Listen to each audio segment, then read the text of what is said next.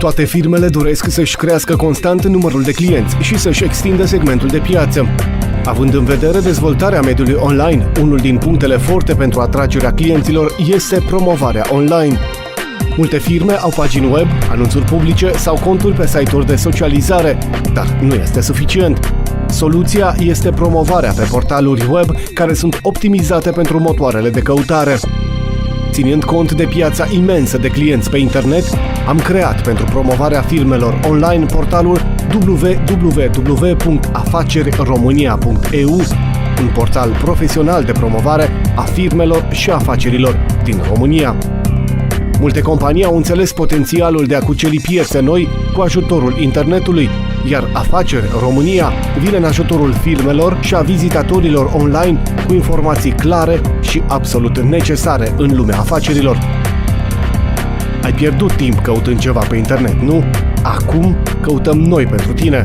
Înscrie firma în portalul nostru afaceriromânia.eu și vei avea propria pagină de prezentare. Tu decizi prezentarea firmei, cuvintele cheie de căutare și datele de contact.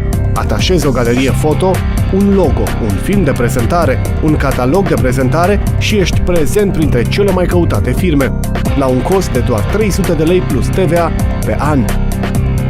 Scopul portalului este de a localiza cât mai ușor producători, importatori și furnizori de produse și servicii pentru a încheia parteneriate de afaceri, dar și de a informa vizitatorii despre produsele și serviciile oferite de companii.